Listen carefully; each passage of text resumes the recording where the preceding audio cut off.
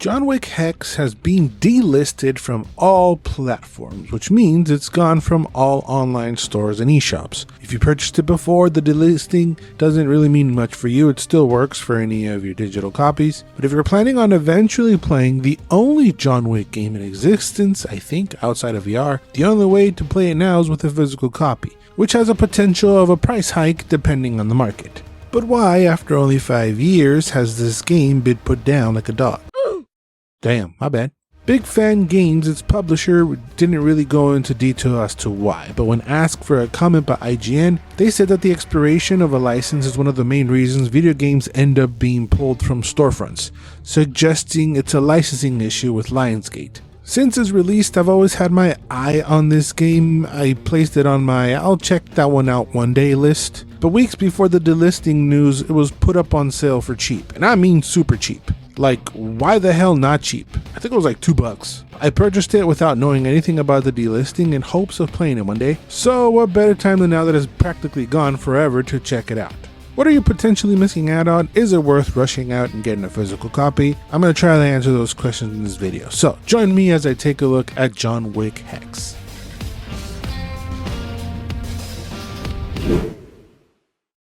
If I told you to imagine a John Wick game, John Wick Hex is probably the last thing you would imagine. Developed by Bithell Games and released in 2019 for PC, then ported to the consoles in 2020, in it, Hex is the bad guy who is rebelling against the High Table. In an act of revenge, he abducts both Winston and Karen. So, as John Wick, you go through all of Hex's underboss goons from New York to Switzerland to save the duo and fulfill his contract. The story is told with flashbacks of what Wick has done up until the moment of the final act, with comic book-like cutscenes of still images and voiceovers. Luckily, the voiceover work is superb. There's only a small cast of 3, but it's 3 major stars.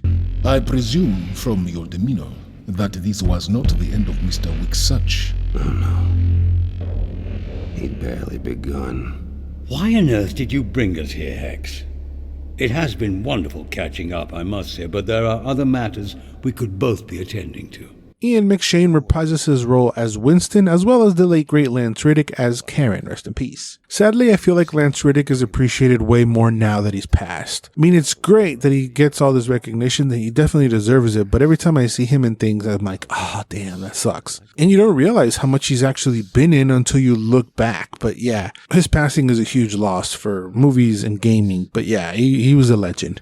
Speaking of legends, Troy Baker voices Hex, which, I mean, come on, he's obviously fantastic. Visuals are minimal, a lot of neon colors and lighting, but there's definitely a John Wick vibe going on. Even with the pink blood, that adds also to the vibe. I do think visually it might be too simple. Wick looks kind of derpy when he's looking straight into the camera. They all kind of do because their eyes are like a little bit too close together. More detail, I feel like would have done wonders for the visuals, maybe looking something closer to like a Wolf Among Us type deal, or even something even remotely close to the actual cover of the game, just giving more detail but still keeping the aesthetic. Music is done by Austin Wintry of Journey, Abzu, and The Pathless fame. It certainly fits the John Wick world. It's high energy music that really doesn't get annoying, and I like that it gets extra hype in certain fights. For how fast-paced and hectic the action in the John Wick movie is, a tactical timeline strategy game doesn't seem to fit the bill. But it oddly works somehow. In John Wick Hex, the timeline is everything. Your goal is to kill everybody and reach the end. Every action takes different amounts of time to complete, and it's shown on the bar on top. Enemy actions also take time, so each enemy's timeline is below yours. The game stops after each action, or when it gets interrupted, which can happen by either getting hit or another enemy appearing in sight. You can't see the whole level. You can only see what it's at Wick's eyesight, so you can't hit or shoot what you can't see, and vice versa. You can strike enemies, push them, do takedowns, parry incoming attacks, shoot them, and throw guns. Melee kind of stuns enemies after dealing damage for a bit, and so do the guns. And the stun just gives them an extra second to like gather their thoughts, which gives you an extra second before they move. If you duck, you are harder to hit and also reduces the line of sight, especially when you're behind something, so you can use that as cover. You also have focal points that allow you to do some moves like the takedowns or be able to dodge out the way. You can also roll to cover more ground safely, and to fill your points back up, all you need to do is refocus, but this takes a couple seconds, just like the bandages that you use to heal. You can only have one gun at a time, and depending on the enemy, when you take them out, they might drop what they're using so you can pick it up. Weapons have hit rates and ammo you have to pay attention to, especially since ammo and health carry over to the next location. If you die, you have to redo the whole level. There's really no checkpoints within the location. At the beginning of the chapter, you're shown all the locations, and you're also assigned Continental coins. You can use them to stash bandages or weapons in different locations, or to make adjustments to the suits for that chapter. Stuff like certain actions cost less focus points to perform, adding HP points, adding focus points, tweaks like that, but these aren't permanent. They stick with you during that chapter. And the coins don't carry over to the next chapter either. You get a designated amount of coins in each chapter, so they work more or less like mods for that specific chapter. And that's the gist. You're making decisions that take seconds to complete, so you have to juggle all that, plus incoming enemies that you must take out to try to reach the goal. I know gameplay doesn't look like much, and it kind of looks like you're editing a video, because you basically are. After you complete the level, you can watch what you did in real time, which is an awesome idea, but I think the execution is a bit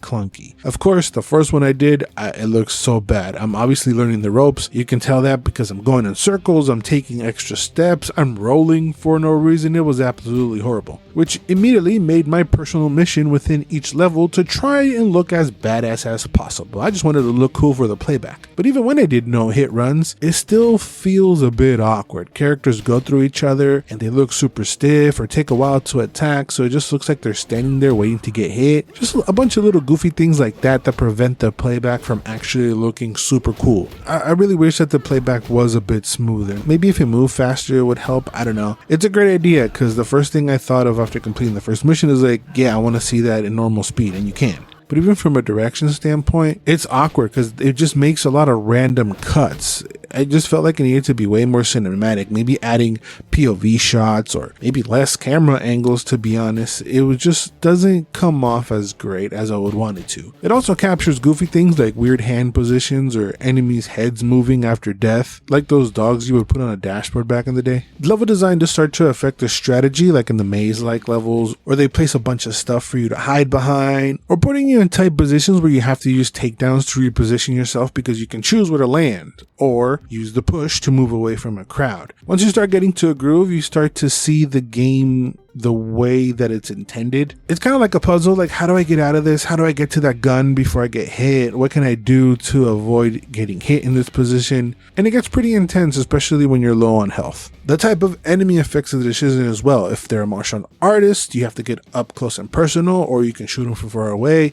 Or if they have a gun, it's the opposite. You can't go up close and personal. You have to find a way to hit them from far away, but always needing to address your immediate danger first. Plus, if you fail, then when you replay it, things might not happen the exact way they did the first time, so you really can't plan ahead. They really want you to react as you go along. So, as you move along the levels, you don't know when and which enemy will pop out of what door. So this always keeps every level feeling fresh and not the same for the most part. It's not completely random every single time, but there's like a little tweak, a little curveball that you might have not been expecting. Then you add some levels where you need to take out bosses and their attacks can't be interrupted, so you have to manage that. You also need to melee strike them to weaken their defenses before you can even cause any damage with guns. I was hoping for a bit more when it came to the boss fights. Most fights just end up feeling very lackluster, especially the last one. Was missing drama in the action, like you kind of just follow him around and hit him until he dies. It's not really challenging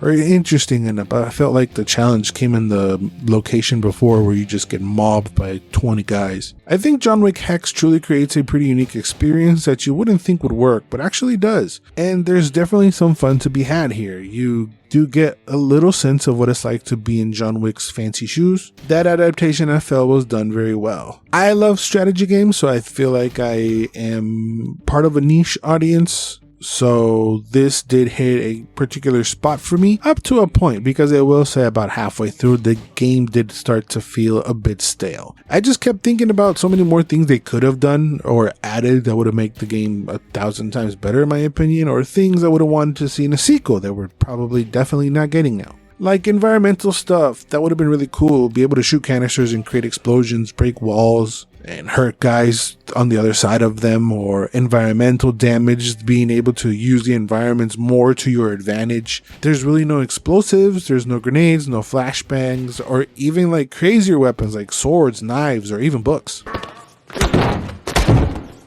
Having one weapon at a time might be a little limited, but I understand the reasoning. They want you to pick new weapons up, but I don't see no reason why we couldn't have gone akimbo. I mean, shooting two guys at once would have been really cool. Hand-in-hand combat would have been a little bit better. In the playback, when you have more than one guy at a time, it actually looks pretty cool. But when it's just one-on-one, you can really quickly tell that you're just doing the same animation over and over and over again. Maybe at least just adding more animations or making the fight feel more dynamic with button prompts or something would have also been really cool. And other simple things like seeing damage on Wick, having him walk slower when he's hurt. I really felt that was important. That's like a big deal in the movies. Like, he gets hurt a lot, and because a lot of that sort of stuff is missing, overall the game feels pretty basic. The game is fun, but it's also for like a very niche audience. Do you have to be a John Wick fan? No, I think it also works as a standalone thing, but the fact that it takes place in the John Wick world does help